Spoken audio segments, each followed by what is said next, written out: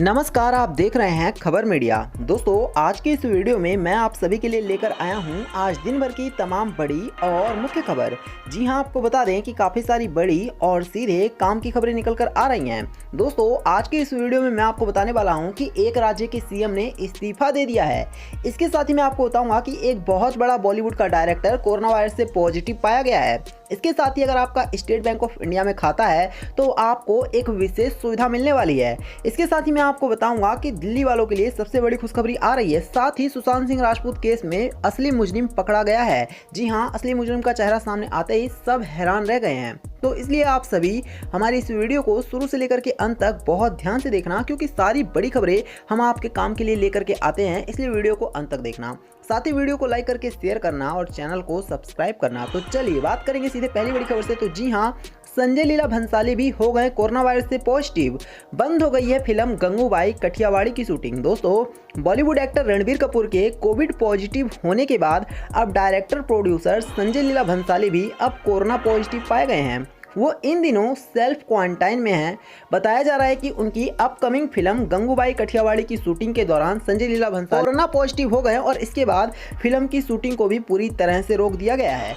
चलिए बात करेंगे एक और बड़ी खबर की। तो पीएम मोदी ने भारत और बांग्लादेश को जोड़ने वाले मैत्री सेतु का किया है उद्घाटन। जी हाँ, आज के हमारे देश के प्रधानमंत्री मोदी ने एक बड़ा काम किया है। आपको बता दें, प्रधानमंत्री मोदी ने मंगलवार को भारत और बांग्लादेश के बीच फैनी नदी पर बने मैत्री सेतु का उद्घाटन किया।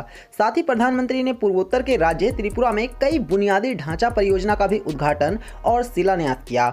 वीडियो कॉन्फ्रेंस के माध्यम से मैत्री सेतु का उद्घाटन करने के बाद प्रधानमंत्री ने कहा कि मैत्री सेतु के खुल जाने से अगरतला अंतर्राष्ट्रीय समुद्री बंदरगाह से भारत का सबसे नजदीकी शहर बन जाएगा। चलिए बात करेंगे एक और बड़ी खबर की। तो अगर आपका एसबीआई में खाता है तो बहुत ध्यान से सुनिएगा। स्टेट बैंक ऑफ इंडिया के करोड़ों ग्राहकों के लिए खास सुविधा, जरूरत पड़ने पर अकाउंट बैलेंस से ज़्यादा निकाल सकते हैं पैसे। जी हाँ, स्टेट बैंक ऑफ इंडिया अपने ग्राहकों को एक खास सुविधा देता है, जिसके जरिए आप अपने बैंक खाते से उसमें मौजूद बैलेंस ही निकाल सकते हैं। बैंक की इस सुविधा को ओवरड्राफ्ट फैसिलिटी कहा जाता है। इसके माध्यम से आप सभी के खाते में अगर पैसे कम भी हैं तो भी आप और ज़्यादा पैसे निकाल सकते हैं और इसमें आप सभी को लाभ मिलेगा। बात करेंगे एक और बड़ी खबर की। तो दिल्ली सरकार ने पेश किया परिणाम बजट। शिक्षा स्वास्थ्य विभाग का प्रदर्शन रहा अव्वल। जी फाइनली आपको बता दें कि मार्च में दिल्ली के उप मुख्यमंत्री मनीष सिसोदिया ने सोमवार को राज्य सरकार का परिणाम बजट पेश किया। इसमें शिक्षा, स्वास्थ्य, लोक निर्माण विभाग और पर्यावरण विभाग को बेहतर प्रदर्शन करने वाले विभागों में रखा गया है। परिणाम बजट सरकार के विभिन्न विभागों के प्रदर्शन और उनके लिए रखे गए लक्ष्य को हासिल करने की दिशा में की गई स्थिति की जानकारी देता है। चलिए बात करेंगे एक और बड़ी खबर की। तो जी हाँ, आपको बता दें कि भारत का एक स्टेट ऐसा है जिसके सीएम ने आज इस्तीफा दे दिया। बहुत ध्यान से सुनिएगा। सीएम रावत आज राज्यपाल को सौंप चुके हैं इस्तीफा। कर दिया है बड़ा ऐलान। जी हाँ, उत्तराखंड के नेतृत्व में परिवर्तन की बढ़ती अटकलों के बीच में प्रदेश भाजपा ने सोमवार को कहा कि मंगलवार को यहाँ पार्टी विधायक दल की कोई बैठक नहीं होने वाली है। और कुल मिलाकर के आपको बता दें कि सीएम रावत ने आज शाम होते होते अपना इस्तीफा सौंप दिया है। और इतना ही नहीं, इन्होंने ये भी कहा है कि इसके पीछे जो बड़ी वजह है वो दिल्ली जाकर के पता चलेगा, क्योंकि बीजेपी में पूरी तरह से हलचल मची हुई है और सीएम रावत को हटाया गया है इस पद से। इस वजह से सीएम रावत की अब पूरी तरह से होश उड़े हुए हैं और उनका ये कहना है कि 4 साल उनको होने वाले थे, 9 दिन कम थे, तभी उनको इस्तीफा दे दिया गया है। और 2 लोगों के नाम भी सामने आए हैं जो अब 1 साल के लिए सीएम बन सकते हैं। चलिए बात करेंगे एक और बड़ी खबर की। तो फरवरी के बेस्ट क्रिकेटर चुने गए हैं आर अश्विन। अवार्ड जीतने से फिर से चूक गए इंग्लैंड के कप्तान। जी हाँ, भारतीय टीम के star off spinner R Ashwin को फरवरी महीने के लिए आईसीसी का बेस्ट क्रिकेटर चुना गया है। उन्होंने इस रेस में इंग्लैंड के टेस्ट कप्तान जो रूट को पछाड़ा है। उनसे पहले जनवरी में यह अवार्ड टीम के विकेटकीपर बल्लेबाज ऋषभ पंत ने जीता था। अश्विन का फरवरी महीने में इंग्लैंड के खिलाफ 4 मैचों की टेस्ट सीरीज में कमाल का प्रदर्शन रहा था। उन्होंने न सिर्फ गेंद से बल्कि बल्ले से भी यादगार प्रदर्शन किया। तो जिस तरह के इस टाइम पर आर अश्विन और ऋषभ पंत परफॉर्मेंस कर रहे हैं वो रियल में काबिल तारीफ है और इससे उनको महीने का बेस्ट अवार्ड मिलना भी चाहिए था। चलिए मैं आपको बताता हूँ आपके कैसे सुशांत सिंह राजपूत केस में एक बड़ा खुलासा हुआ है। दिवंगत एक्टर सुशांत सिंह राजपूत को ड्रग सप्लाई करने वाला पैडलर हो गया गिरफ्तार। जी हां, नारकोटिक्स कंट्रोल ब्यूरो की टीम ने गोवा में एंटी नारकोटिक्स अभियान चलाकर 2 विदेशी सहित 3 लोगों को गिरफ्तार किया। गिरफ्तार किए गए लोगों में से एक बॉलीवुड के दिवंगत एक्टर सुशांत सिंह राजपूत को ड्रग सप्लाई करता था। एनसीबी की टीम ने 7 और 8 मार्च को गोवा में विभिन्न जगहों पर छापेमारी की जिसके बाद तीनों आरोपियों को पकड़ने में कामयाबी मिली है।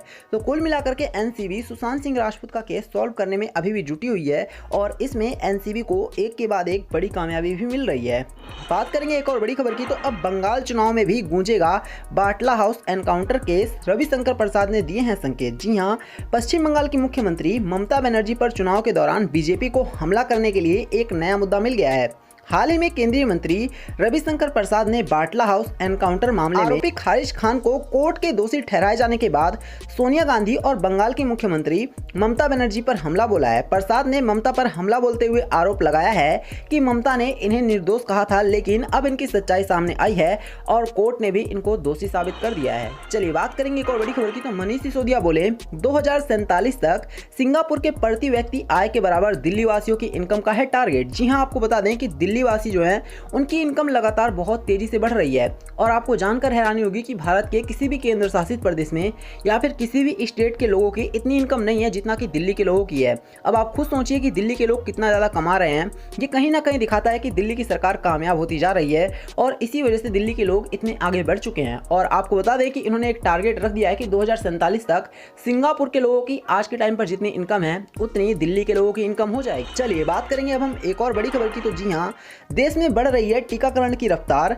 लाभार्थी को अब तक लगाई जा चुकी है 2.30 करोड़ डोज। जी हां, भारत में कोरोना महामारी के खिलाफ जारी सबसे बड़े टीकाकरण अभियान धीरे धीरे रफ्तार पकड़ रहा है। केंद्रीय स्वास्थ्य और परिवार कल्याण मंत्रालय ने मंगलवार को बताया कि राष्ट्रव्यापी अभियान के तहत देश भर में अब तक कोरोना वैक्सीन की 2.30 करोड़ डोज लाभार्थियों को लगाई जा चुकी है। मंत्रालय ने कहा है कि पिछले 24 घंटे में 2 मिलियन से अधिक वैक्सीन की खुराक लोगों को लगाई गई है। तो आप सभी देख रहे हैं कि कोरोना वायरस की वैक्सीन हमारे देश में काफ़ी तेजी से और रफ्तार से लग रही है, जिससे निश्चित ही आने वाले दिनों में हमारे देश में कोरोना वायरस की हार होगी और हम सबकी जीत होगी। इसलिए इसी बात पर वीडियो को लाइक करना, इसे और लोगों के साथ भी शेयर करना। चलिए बात करेंगे एक और बड़ी खबर की, तो OTP जैसे जरूरी SMS हासिल करने में आ रही है अड़चन। टेलीकॉम कंपनियों ने लागू किया है नया नियम। दोस्तों, अनचाहे कॉल को लेकर सरकार की सख्ती के बाद अब टेलीकॉम कंपनियों ने इसके बारे में नया नियम लागू कर दिया है। इसकी वजह से लाखों ग्राहकों को OTP जैसे जरूरी SMS हासिल करने में इन दिनों अड़चन आ रही है और ये अड़चन अगले कुछ दिनों तक आने की संभावना है। इससे कुछ कंज्यूमर्स को आधार, OTP, कोविन प्लेटफॉर्म के द्वारा कोविड वैक्सीनेशन जैसे जरूरी कार्यों के लिए होने वाले SMS हासिल करने में भी अड़चन आ सकती है। तो आप सभी को घबराना नहीं है, क्योंकि जो भी आपका OTP को लेकर इस टाइम पर दिक्कत हो रहा है वो सीधे सीधे भारत सरकार की तरफ से कार्रवाई होने पर हो रहा है।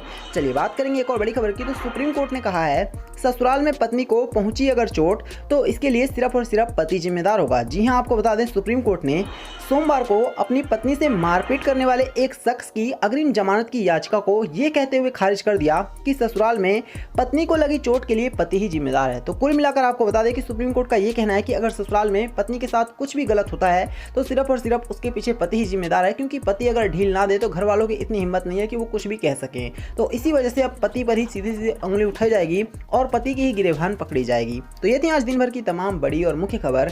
दोस्तों, वीडियो को लाइक करना, शेयर करना और चैनल को सब्सक्राइब करना। धन्यवाद।